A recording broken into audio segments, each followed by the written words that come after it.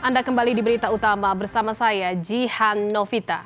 Saudara, asmara berujung petaka dialami mahasiswi bernama Faradila Ayu di Riau.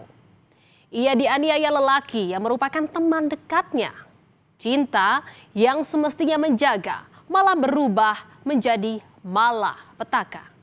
Usut punya usut, penganiayaan dilatar belakangi sakit hati.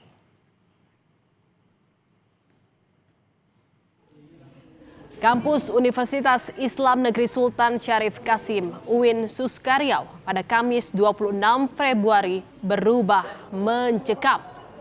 Betapa tidak, salah satu mahasiswanya, Faradila Ayu, dianiaya menggunakan senjata tajam oleh seorang pria. Satpam kampus pun sigap menolong korban yang lemas bersimbah darah. Padahal saat itu, korban sedang menunggu jadwal seminar proposal skripsi.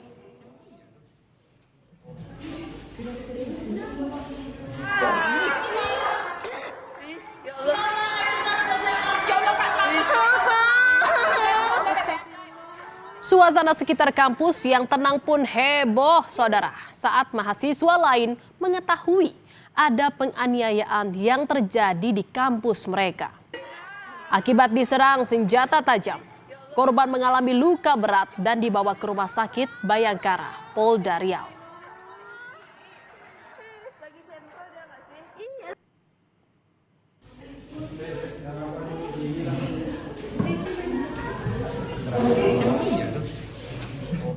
Berkat kesigapan petugas keamanan kampus, pelaku ditangkap dan dibawa ke Polsek Bina Widya. Ternyata, saudara, pelaku Rehan Mujafar berkuliah di kampus yang sama dan sama-sama semester 8. Alih-alih membayangkan di wisuda, pelaku kini harus mempertanggungjawabkan perbuatannya.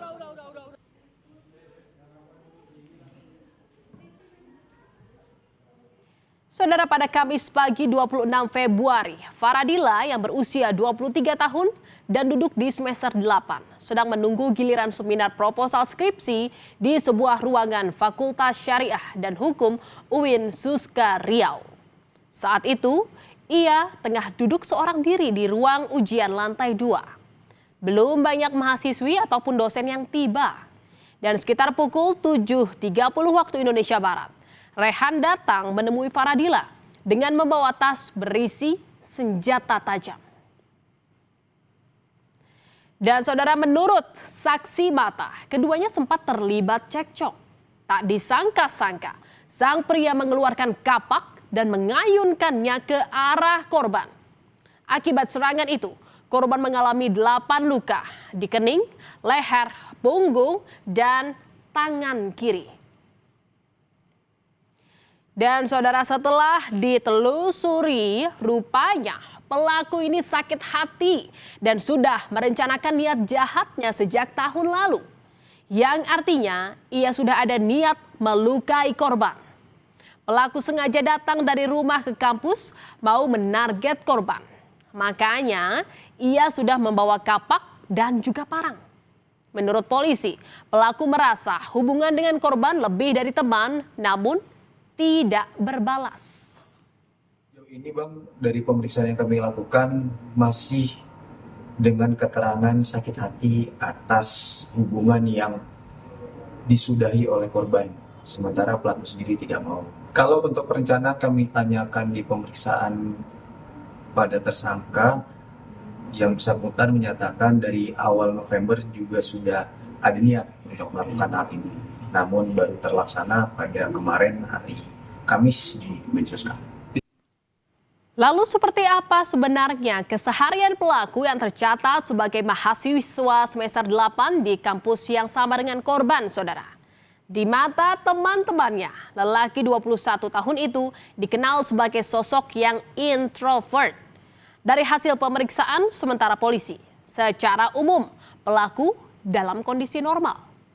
Dari pengakuan pelaku, ia kenal dekat dengan korban sejak satu kelompok kuliah kerja nyata atau KKN. Lalu seperti apa sebenarnya hubungan antara korban dan pelaku hingga motif sakit hati cinta bertepuk sebelah tangan mencuat saudara. Menurut teman korban, antara korban dan pelaku sangat dekat. Bahkan temannya menyebut keduanya pernah menjalin hubungan asmara. Belum jelas, Bu. Tapi dengar beredarnya ada kecemburuan, Bu, antara sang laki-laki sama perempuan. Mereka dengar udah pernah berpacaran. Korban mendapat pendampingan trauma healing pasca penyerangan yang dialaminya. Meski kondisi korban kian membaik, polisi belum memintai keterangan korban karena masih mengalami trauma. Orang tua korban berharap putrinya dapat segera pulih, terutama dari rasa trauma akibat penganiayaan yang menimpanya. Saat ini kondisi pasiennya masih stabil untuk proses pemulihan dari saya. Kira-kira kapan, Bu, ya? Berapa hari lagi pemulihannya? Tergantung dari kondisi Faradila tersebut. Untuk saat ini dia masih stabil. Mungkin dalam beberapa waktu dilihat dari dokter spesialis yang menanganinya. Saya sangat berterima kasih sekali dengan aparat kepolisian dan juga rumah sakit yang dari awalnya sudah menjalani proses secara cepat sehingga anak saya bisa terbantu sampai hari ini. Alhamdulillah, ya semoga untuk kelanjutannya bisa lebih baik lagi dan rasa trauma yang ada pada anak saya bisa hilang. Itu aja saya harapkan. Rehan, pelaku penganiayaan mahasiswi di kampus UIN Suskaryau, telah ditetapkan sebagai tersangka. Berdasarkan keterangan pelaku, dirinya merasa sakit hati kepada korban. Pelaku merasa hubungan dengan korban sudah lebih dari teman. Namun sebaliknya, korban tidak merasakan hal yang sama. Dari hasil tes urin, pelaku negatif mengonsumsi narkoba. Memang sampai terakhir kali di Januari, apalagi saya tidak melanjutkan kuliah, ini memang orang tua daripada pelaku ini adalah bekerja sebagai seorang tukang. Jadi dia ini bertiga saudara, satu orang kakak, dia sebagai anak yang tua, dua orang adiknya perempuan. Nah, inilah dia memang selalu artinya dekat dengan korban. Nah, ini saya katakan tadi, sampai terakhir korban ini adalah ingin melakukan kegiatan sidang akhir atau skripsi. Sampai tanggal tersebut, dia juga menghubungi. Jadi terkadang, percakapan percakapan itu yang dia rasakan, yang dilakukan dengan korban ini selalu kurang mendapat tanggapan. Pihak kampus sangat prihatin dan tak menyangka aksi brutal terjadi di lingkungan kampus. Untuk itu pihak kampus berkomitmen menegakkan kode etik kampus terhadap mahasiswa yang melanggar hukum serta menyerahkan sepenuhnya kepada pihak kepolisian.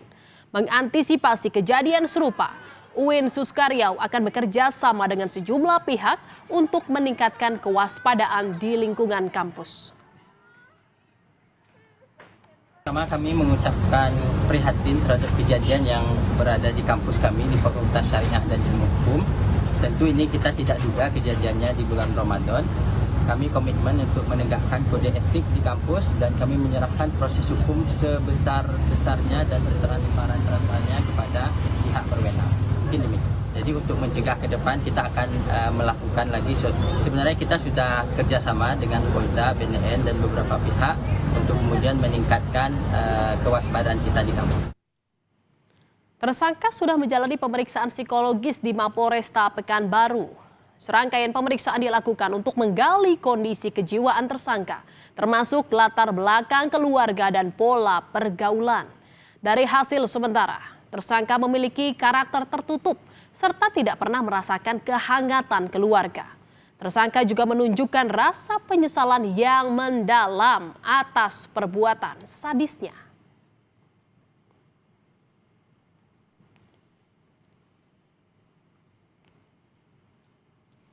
Saudara, dari kasus penganiayaan mahasiswi bermotif sakit hati karena percintaan di Riau menegaskan betapa batas antara cinta dan benci sangat tipis.